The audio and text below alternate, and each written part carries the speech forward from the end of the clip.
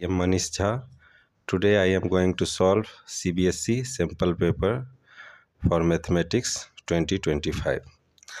तो हमारा first question है HCF into LCM for the number 30 and 70 is.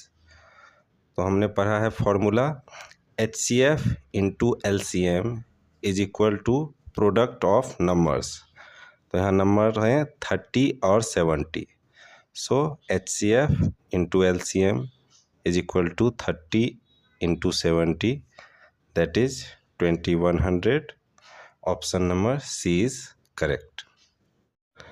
हमारा अगला क्वेश्चन है figure shows the graph of the polynomial F X is equal to A X square plus B X plus सी।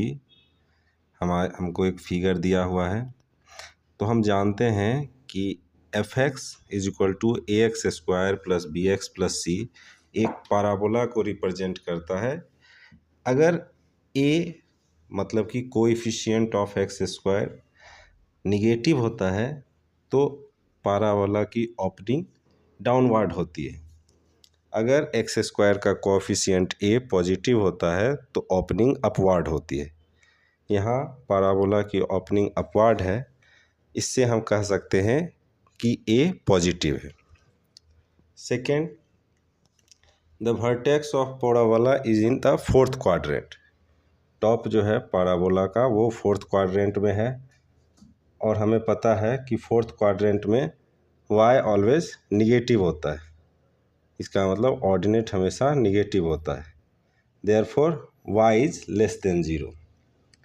अब given equation में अगर हम x is equal to 0 put करें तो हमारे पास वैल्यू आता है y is equal to C. मतलब पाराबोला पे एक पॉइंट है P जिसका कोऑर्डिनेट है 0 और C। इसका मतलब C y एक्सिस पे है, मतलब x एक्सिस से ऊपर है। इसका मतलब C is also greater than 0। Therefore answer will be A is greater than 0, B is less than 0 and C is greater than 0। हमारा थर्ड क्वेश्चन है the pair of equation x plus 2y plus 5 is equal to 0 and minus 3x minus 6y plus 1 is equal to 0 have how many solutions. तो ये हमारा linear equation in two variables का question है। तो a1 हमारा हुआ x coefficient of x in equation 1। तो a1 है 1, b1 2, c1 5, a2 minus 3, b2 minus 6, c2 1। तो a1 by a2 is equal to 1 by minus 3, b1 by b2 is equal to minus 1 by 3, c1 by c2 is equal to 5।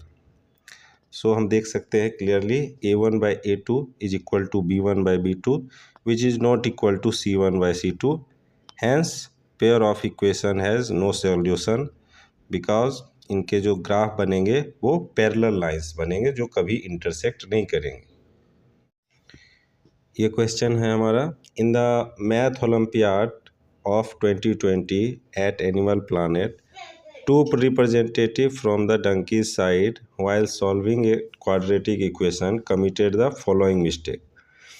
One of them made a mistake in the constant term and got the root as 5 and 9. तो पहले contestant ने constant term को wrong किया जिसके कारण उसका root आया 5 और 9। Another one committed an error in the coefficient of x and he got the root as 12 and 4। तो दूसरे कंटेस्टेंट ने कोएफिशिएंट ऑफ x को गलत किया जिससे कि उसका रूट आया 12 और 4। तो मान लेते हैं इक्वेशन है X square plus A X plus B is equal to 0।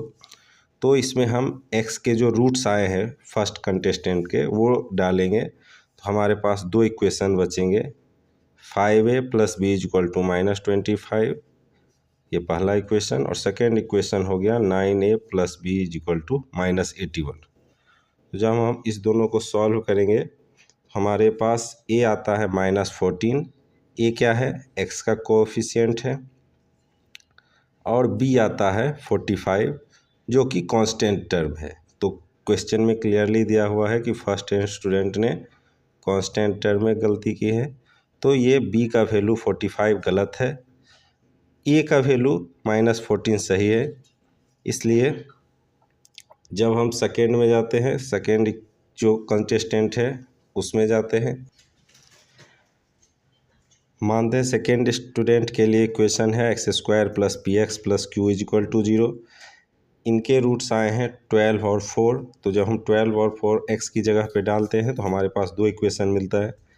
12p + q = -144, 4p + q = -16, जिससे कि हमारा p आता है -16 एंड q आता है 48। तो यहाँ क्लियरली दिया हुआ है कोएफिशिएंट ऑफ x, इसमें एरर है, तो ये p का वैल्यू जो है ये गलत है, q का वैल्यू सही है।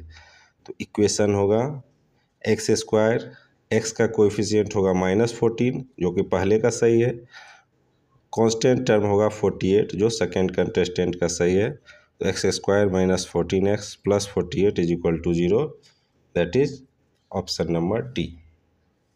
नेक्स्ट क्वेश्चन नंबर 5 है, what is the common difference of an AP in which A18 - A14 = 32। तो हमें पता है general term of arithmetic progression an होता है, an = a + n - 1 × d, where n is number of term. यहाँ 18th term है, इसीलिए A18 होगा a + 18 - 1 × d, that is a + 17d।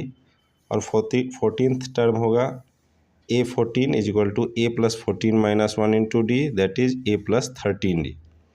अब according to question A18 - A14 = 32, तो A18 के जगह पे हम A18 का जो वैल्यू निकाला है वो रखेंगे, a + 17d - a + 13d = a + 17d - a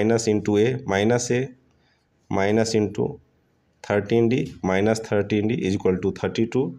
a cancel हो जाएगा, काहे कि दोनों का साइन डिफरेंट है, इसीलिए 17d - 13d that is 4d = 32, that is d = 32/4, that is 8।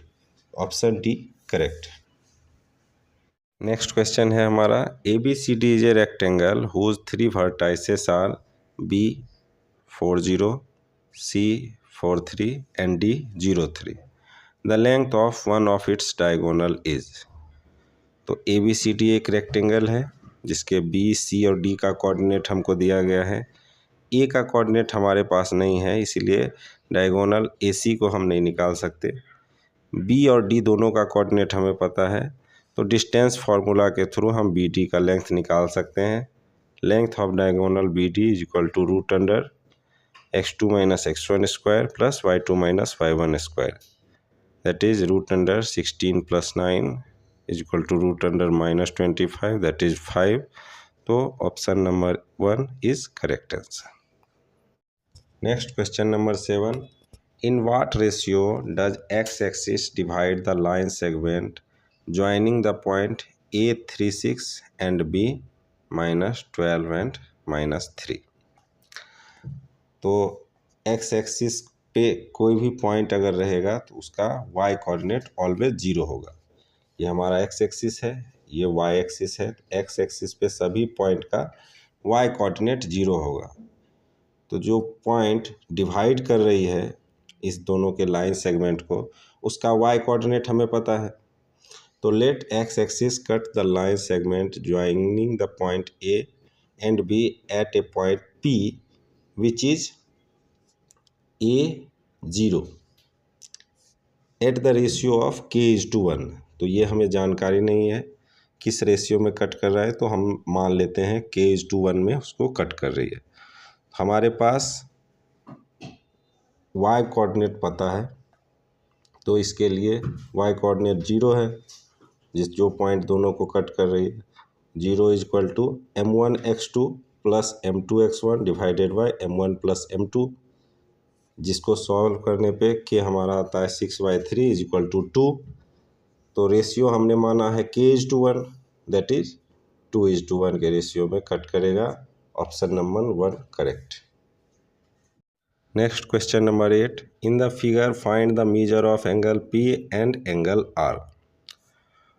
तो पहले हमें ये प्रूफ करना पड़ेगा कि ABC एंड QRP,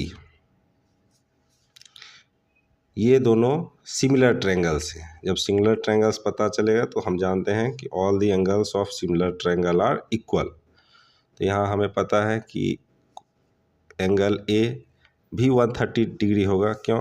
क्योंकि हम जानते हैं ट्रायंगल के तीनों एंगल का सम 180 डिग्री होता है। इसमें बी और सी एंगल को घटाएंगे तो एंगल ए आ जाएगा 130 डिग्री। तो angle A is equal to angle Q 130 degree. Next AC by PQ is equal to 63/7 is equal to 9 and AB by QR is equal to 45/5 is equal to 9 means AC by PQ is equal to AB by QR। It means दोनों triangles के side equal proportion में है और एक angle same है। तो SAS similarity से triangle ACB similar होगा ट्रायंगल QPR के। जब दोनों ट्रायंगल सिमिलर हैं तो कॉरेस्पॉन्डिंग एंगल इक्वल होंगे। That is angle P is equal to angle C is equal to 20 degree. Angle R is equal to angle B, that is 30 degree. Option 1 is correct.